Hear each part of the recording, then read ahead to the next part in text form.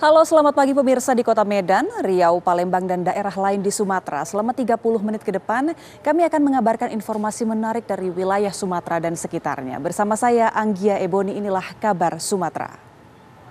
Tanggapan atas replik Akuo terkait terdakwa Arif Rahman Arifin melaksanakan setiap tindakannya berada dalam kondisi daya paksa atau overmah. 1. Bahwa berdasarkan halaman 12 replik Akuo saudara penuntut umum menyampaikan sebagai berikut dianggap telah dibacakan.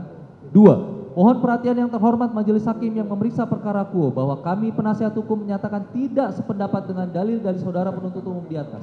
Dikarenakan dalil tersebut merupakan bentuk ketidakjujuran saudara penuntut umum terhadap begitu banyak alat bukti dan fakta persidangan. Mengingat berdasarkan alat bukti saksi Baikuni Wibowo, alat bukti saksi Cuk Putranto, alat bukti saksi Ferdi Sambo, alat bukti keterangan terdakwa Arif Rahman Arifin, alat bukti ahli pidana Prof. Dr. Nur Basuki SHM, alat bukti ahli psikolog forensik Nathaniel Sumampo MPSI MSc, alat bukti ahli psikiatri forensik Natalia Widiasira Aryanti, dan alat bukti surat bukti 10 berupa presentasi dari ahli psikiatri forensik, maka telah terbukti secara sah dan meyakinkan bahwa rangkaian kondisi dan ancaman yang diterima oleh terdakwa Arif Rahman Arifin, tingkat kepatuhan yang sangat tinggi terdakwa Arif Rahman Arifin terhadap atasannya, serta telah terbukti bahwa secara psikis dirinya tidak memiliki jalan keluar lain ataupun dapat meminta pertolongan ke orang lain, yakni saksi Hendra Kurniawan, sehingga terdakwa Arif Rahman Arifin harus mengambil tindakan yang paling sedikit merugikan semua pihak, yakni melakukan tindakan yang seolah-olah menuruti perintah saksi Ferdi Sambo, namun tetap menyediakan backup atau salinan dalam harddisk milik saksi Baikuni Wibowo. Berkonsekuensi logis dan yuridis bahwa terdakwa Arif Rahman Arifin memenuhi kualifikasi sebagai pihak yang harus dilepaskan dari segala tuntutan pidana karena terpenuhinya unsur daya paksa atau formah dalam melaksanakan tindakannya. 3. Mohon perhatian yang terhormat majelis hakim yang memeriksa perkara Akuo berdasarkan seluruh fakta persidangan di atas dikorelasikan dengan pendapat ahli sehubungan dengan daya paksa atau formah. Maka dapat disimpulkan bahwa sudah sepantasnya terdakwa Arif Rahman Arifin lepas dari segala tuntutan pidana. Karena tindakan terdakwa Arif Rahman Arifin didasarkan pada instruksi yang membuat terdakwa Arif Rahman Arifin berada dalam kondisi terancam secara psikis. 4. Tanggapan atas replik Akuo terkait terdakwa Arif Rahman Arifin menjalankan perintah jabatan dengan itikat baik sebagaimana diatur dalam pasal 51 ayat 2 KUHP. Bahwa berdasarkan halaman 13 replik Akuo saudara penuntut umum menyampaikan sebagai berikut dianggap telah dibacakan. 2. Mohon perhatian yang terhormat majelis hakim yang memeriksa perkara Akuo bahwa kami penasihat hukum menyatakan tidak sependapat dengan dalil dari saudara penuntut umum di atas. Dikarenakan dalil tersebut merupakan bentuk ketidakjujuran saudara penuntut umum terhadap alat bukti dan fakta persidangan. Mengingat berdasarkan alat bukti saksi Baikuni Wibowo, alat bukti saksi Cuk Putranto, dan keterangan terdakwa Arif Rahman Arifin, maka telah terbukti meskipun seluruh perintah diberikan oleh pejabat yang berwenang dan masih sesuai dengan tupoksi, namun masih ada keraguan dalam diri terdakwa Arif Rahman Arifin untuk menjalankan perintah. Karena isi rekaman DVR CCTV Komplek Polri Duren 3 bertentangan dengan kesaksian diceritakan oleh saksi Ferdi Sambo. Oleh karena itu, dengan itikat baik, terdakwa Arif Rahman Arifin dan saksi Baikuni Wibowo sepakat untuk melakukan backup rekaman DVR CCTV Komplek Polri Duren 3 ke dalam harddisk milik saksi Baikuni Wibowo sebelum memformat lalu mematahkan laptop Microsoft Surface milik saksi Baikuni Wibowo sesuai dengan perintah Ferdi Sambo.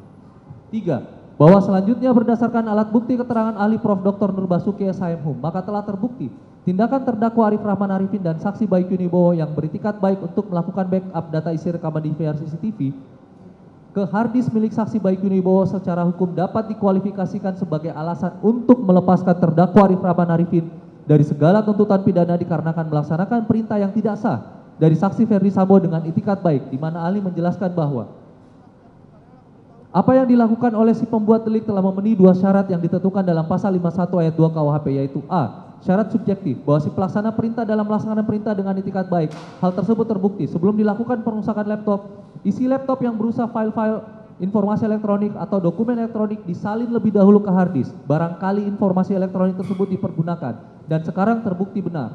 Dan b. Syarat objektif bahwa apa yang dilakukan oleh si pembuat delik masuk dalam ruang lingkup tugasnya sebagaimana surat penugasan yang dibuat atasannya. Jadilah beralasan bahwa si bawahan melaksanakan perintah jabatan tanpa berwenang. Akan tetapi bawahan dalam melaksanakan perintah tersebut beritikat baik dan pelaksanaan tugas tersebut masih dalam ruang lingkup tugasnya, maka pembuat delik harus dibebaskan karena terdapat alasan peniadaan pidana yaitu alasan pemaaf. 4. Mohon perhatian yang terhormat majelis hakim yang memeriksa perkara Akuo berdasarkan seluruh fakta persidangan di atas dikorelasikan dengan pendapat ahli sehubungan dengan perbuatan terdakwa Arif Rahman Arifin menjalankan perintah jabatan dengan itikat baik maka dapat ditarik kesimpulan bahwa tindakan terdakwa hanya menjalankan perintah jabatan sesuai dengan tugas dan kewenangannya selaku Wakadinb di Propam Polri.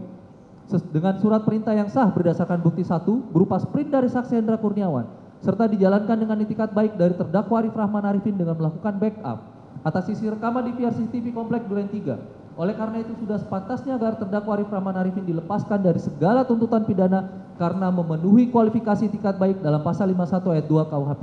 Selanjutnya dibacakan oleh rekan.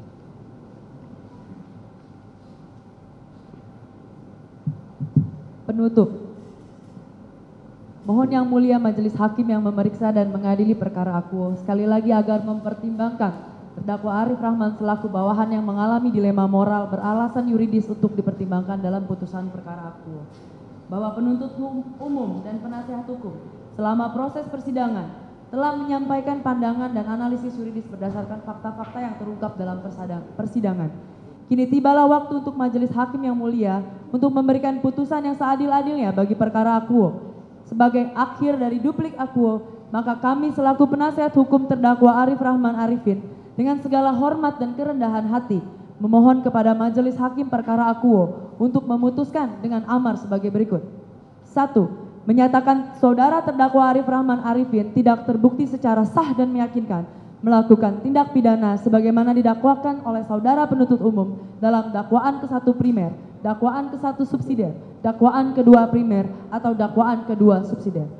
2. Melepaskan terdakwa Arif Rahman Arifin dari segala tuntutan karena persidangan akuo seharusnya menerapkan asas una via principle karena segenap tindakan terdakwa Arif Rahman Arifin telah diuji secara administratif.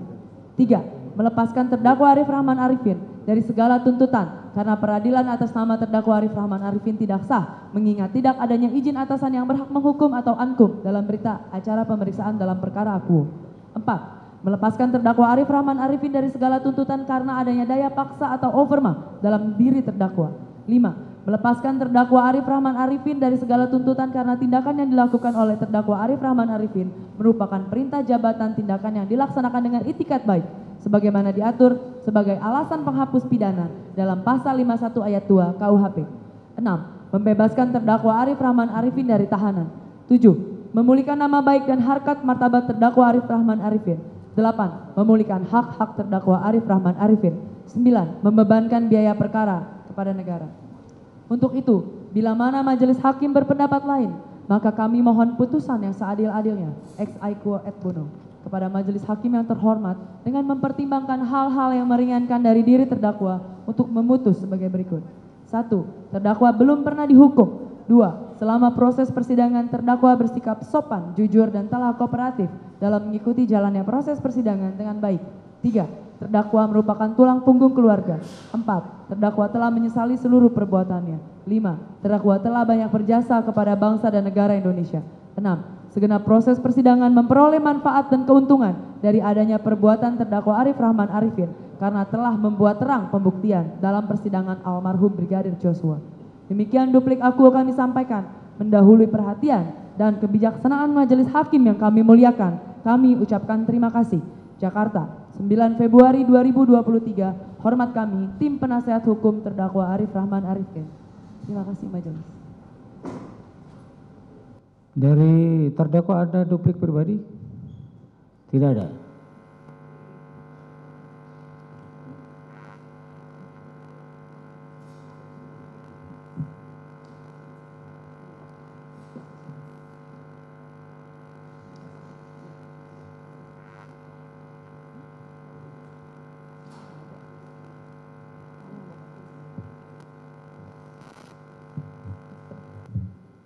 Tolong di email juga ya.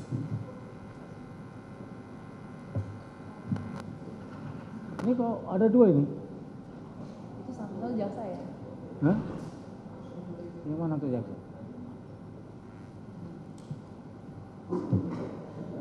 Baik, selesai sudah menjadi giliran kami untuk menyusun putusan. Ya. Putusan akan kami bacakan nanti di tanggal 23 Februari 2023. Ya. Tanggal dan tahun yang sama. 23/2/23. Jam pagi ya. Ya, jam 9. Gitu ya. Cukup? Dari terdakwa cukup? Penasihat hukum? Cukup ya? Baik, sidang dinyatakan ditutup. Pemirsa, sesaat lagi kami akan kembali dengan sejumlah informasi menarik lainnya. Tetap bersama kami.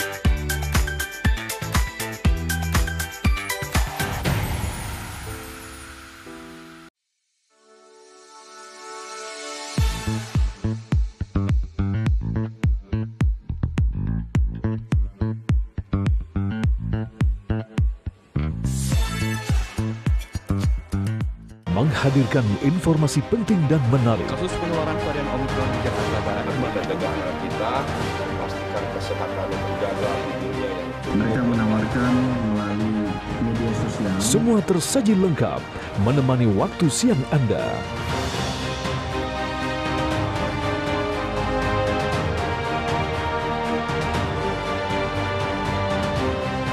Saksikan Kabar Siang hanya di TV One.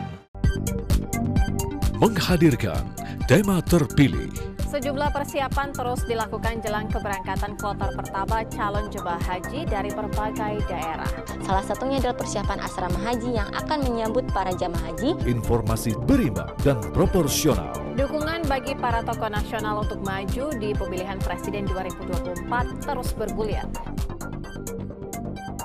Kabar Petang Pilihan live di TV One.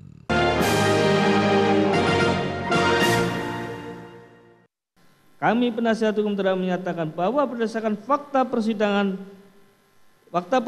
yang terungkap dalam persidangan bahwa proses penyelidikan yang dilakukan sesuai dengan surat perintah Nosprin garing 2055 garing HUK.6.6 garing 2022 belum selesai, masih dalam proses karena tim penyelidik belum memeriksa Ibu Putri Chandrawati dan memeriksa penyidik Jaksel dan tim penyelidik dalam proses diklarifikasi. Pimpinan Polri serta berkas penyelidikan diminta oleh tim khusus Kapolri sehingga proses penyelidikannya dilakukan oleh tim penyelidik belum sampai tahap akhir.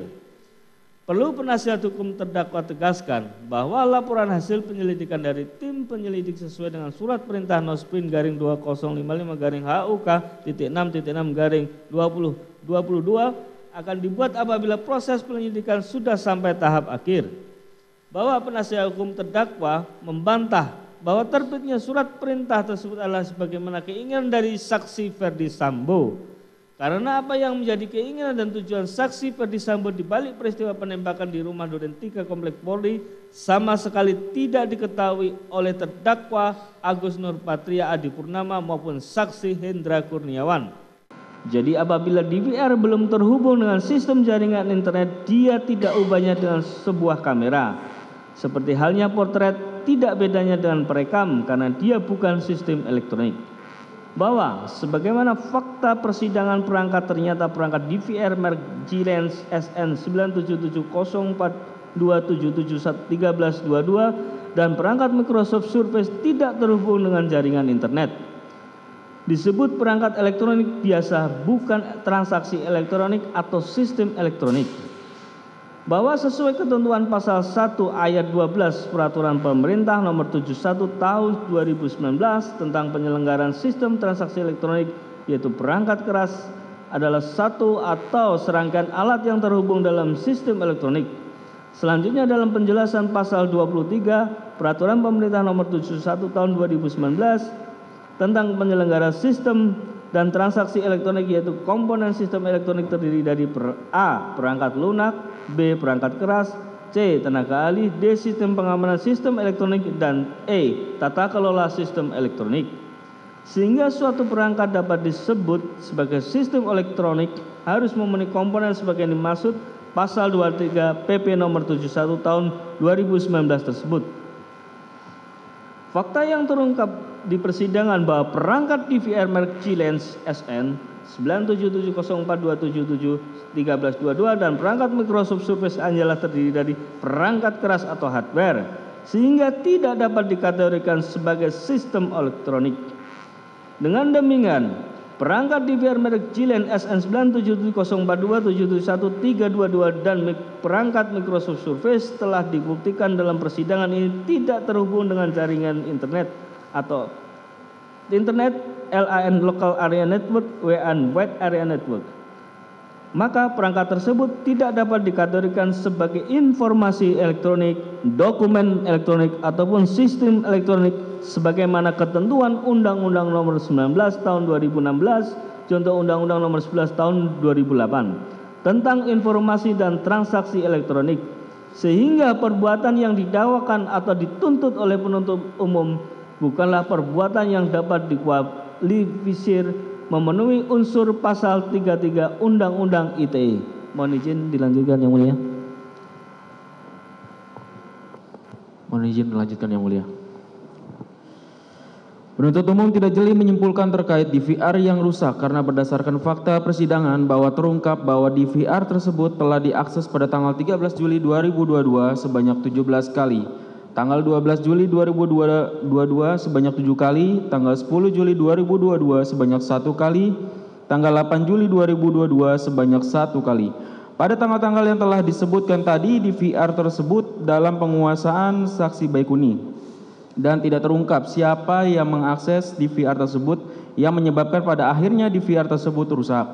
Sehingga perbuatan yang didakwakan atau dituntut oleh penuntut umum bukanlah perbuatan yang dapat dikualifikasi memenuhi unsur pasal 33 Undang-Undang ITE. Maka terdakwa Agus Nurpatria Adipurnama demi hukum harus dibebaskan segala dakwaan. 17.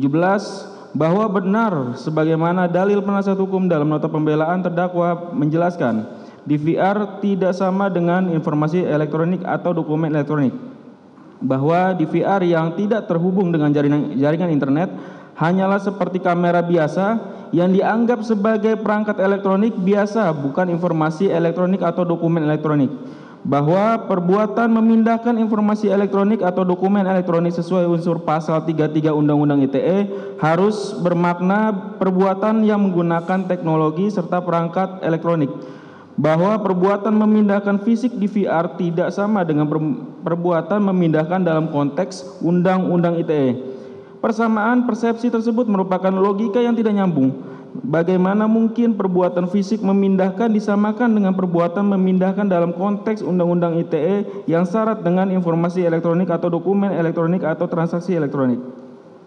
Dengan demikian, tuntutan penuntut umum dengan ancaman pasal 49 junto pasal 33 Undang-Undang ITE junto pasal 55 ayat 1 ke 1 KUHP seluruhnya tidak terbukti karena disusun dengan analisa yuridis yang bias, kabur dan menyimpang dari konteks hukum.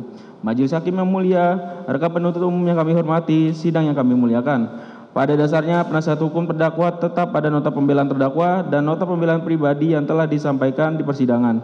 Berdasarkan fakta persidangan dan analisa yuridis yang telah penasihat hukum sampaikan dalam nota pembelaan adalah menjadi alasan yang kuat untuk menyatakan perbuatan terdakwa Agus Nurpatria Adipurnama tidak terbukti sebagaimana yang didakwakan oleh penuntut umum.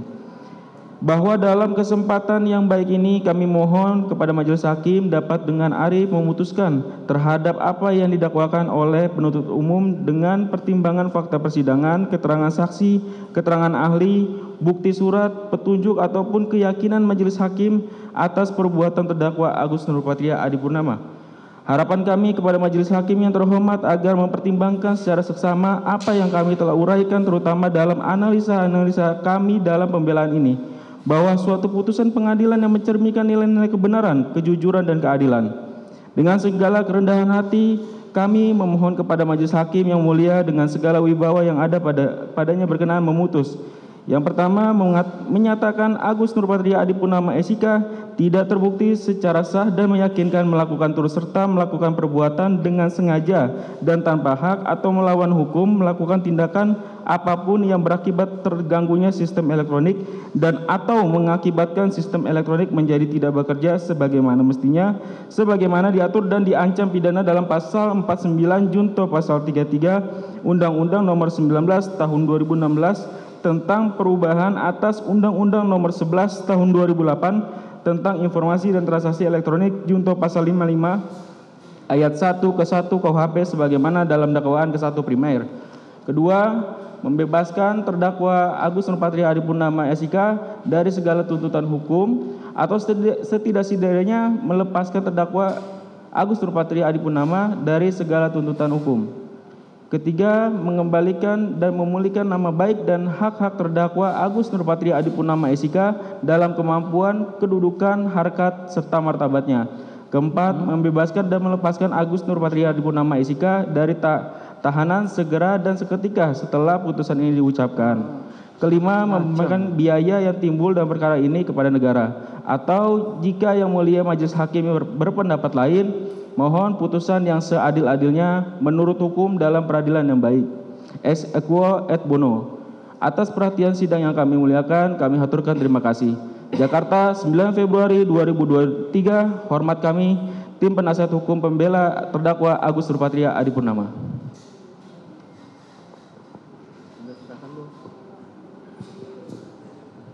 Ya.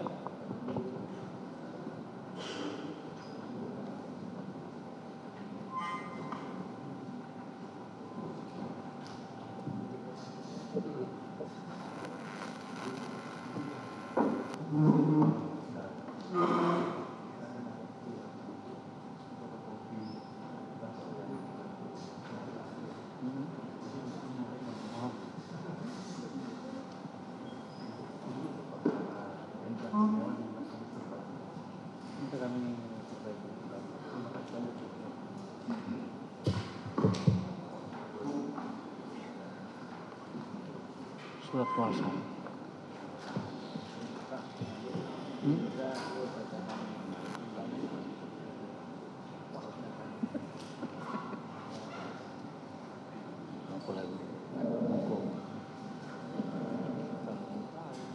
Baik ya, saudara penuntut umum, ini ada kelengkapan yang kemarin belum terlengkapi. Diserahkan saat ini surat kuasa itu. Enggak, itu buat kami, saudara tinggal lihat saja. Ya, kepada terdakwa kami tanyakan ada pembelaan atau duplik pribadi saudara? Tidak ada, cukup yang ini aja ya. Demikian untuk berikutnya adalah putusan, menjadi giliran kami untuk mempertimbangkannya nanti. Untuk itu sidang kita akan tunda di tanggal 23 Februari 2023. Agendanya putusan. Gitu ya. Ada yang disampaikan? Cukup? Terdakwa? Cukup? Penasihat hukum? Cukup ya. Sidang dinyatakan ditutup. Ya. Jangan kemana-mana pemirsa, sesaat lagi kami masih akan kembali dengan sejumlah informasi penting untuk Anda. Tetap bersama kami.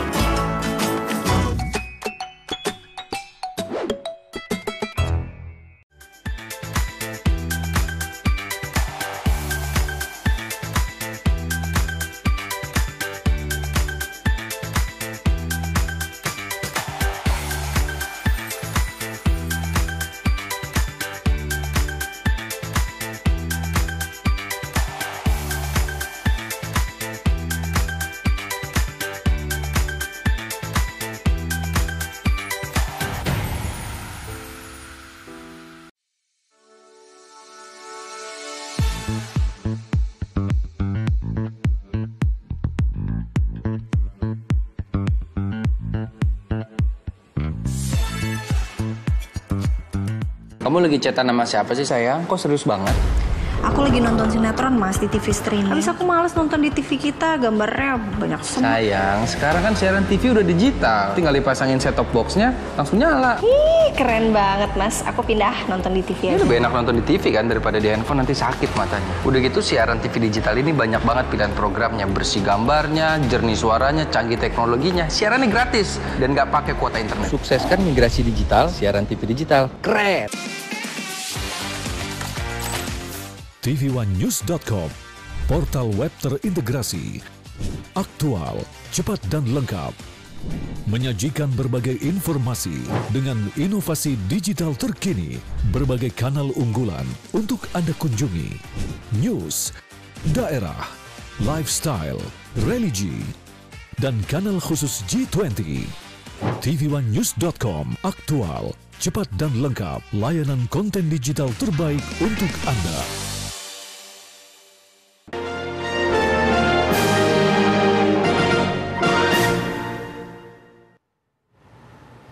Pemirsa, Rutan Kelas 1 Labuhan Deli menciptakan lapangan pekerjaan di dunia usaha kerajinan tangan dengan memberdayakan ratusan warga binaan mengolah limbah daun pokok nipah menjadi sapu lidi berkualitas yang akan diekspor ke Dubai.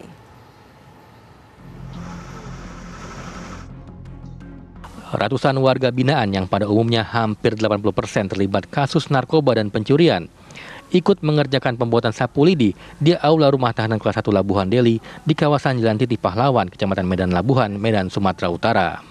Dengan menggunakan bahan baku dari limbah daun pokok nipah sebanyak hampir 5 ton yang didapatkan dari salah satu perusahaan industri sapu lidi, warga binaan dipercaya untuk merakit sapu lidi yang akan diekspor ke Dubai, Uni Emirat Arab. Meski pembuatan sapu lidi secara manual, namun para warga binaan ini terlihat terampil dan teliti dalam merakit sapu, mulai dari menyusun hingga mengikat dengan menggunakan tali khusus sebelum diekspor ke luar negeri.